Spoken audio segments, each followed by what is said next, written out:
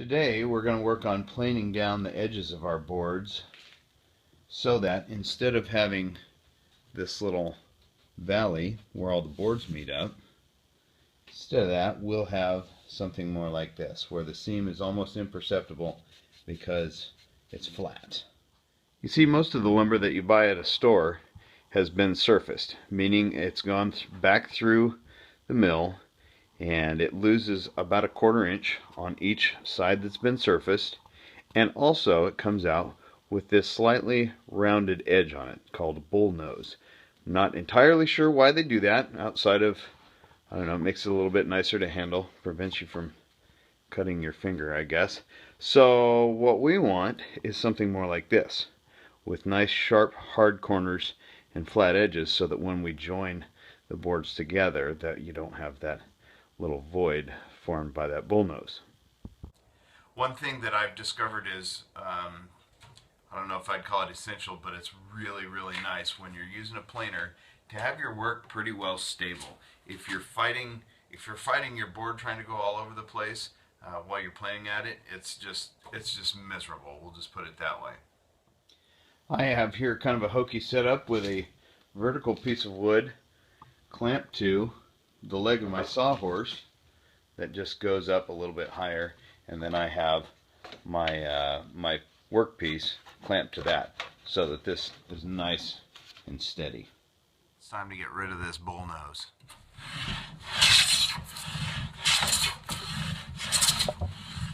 So here I am up here in the corner trying to figure out how to get a good, I don't know, stroke on this and get this plane going when I can't really push on it from back there.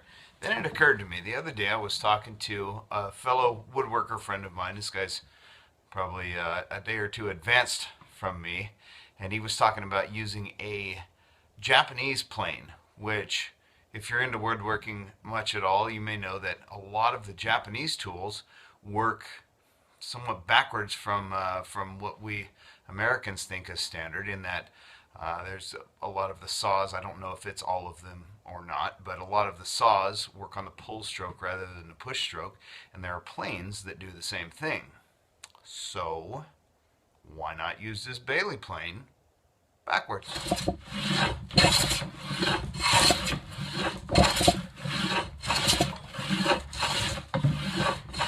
Well, granted, I don't feel quite as stable with it pulling it backwards, but I think it works.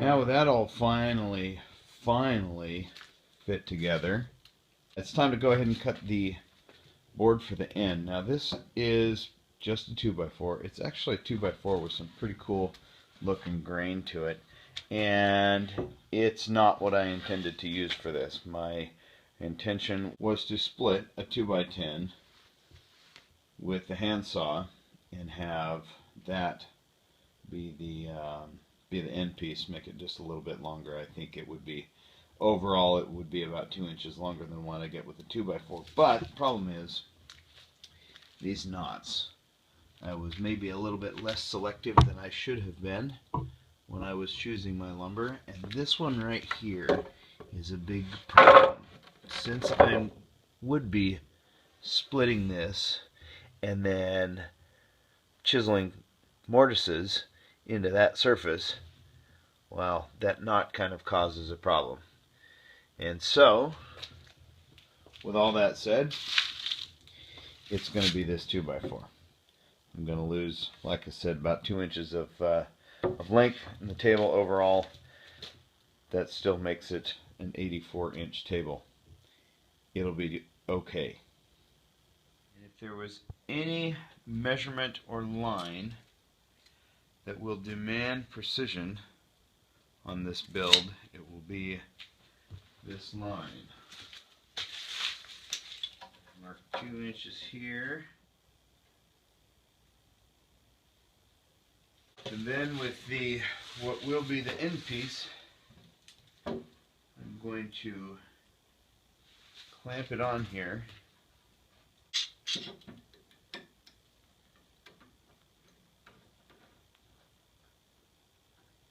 Now I'm going to scribe a straight line across this, not with a perfect straight edge like a great big long ruler or something, but with this piece of wood. Because this is going to be the piece that actually fits there, whatever gap between this piece of wood and the shoulder, I guess, of the tenon is going to be right there in front of you. It's going to be very obvious. So this gap, this measurement, this line right here is going to be absolutely critical. So I'm marking it off of this piece of wood so that it will account for any variations in the wood, anything that's not perfectly straight.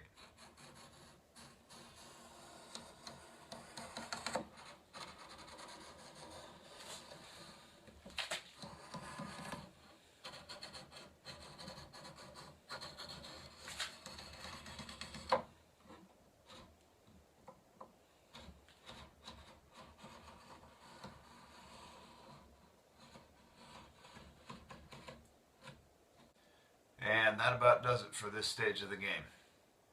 So it seems as though, as I look at this, methinks I might have two different sorts of wood. I think this might be pine, and I'm fairly certain this is fir. So hopefully that doesn't cause any troubles when it comes to staining. Stick around, because next time I gotta figure out how to attach all this stuff together using no hardware. That ought to be fun. So, thanks for watching. Click the thumbs up to show your support. Leave me a comment if you have the time, if you think of it, and share it with a friend if you know somebody that likes building stuff or watching somebody else build stuff. Thanks. We'll see you next time.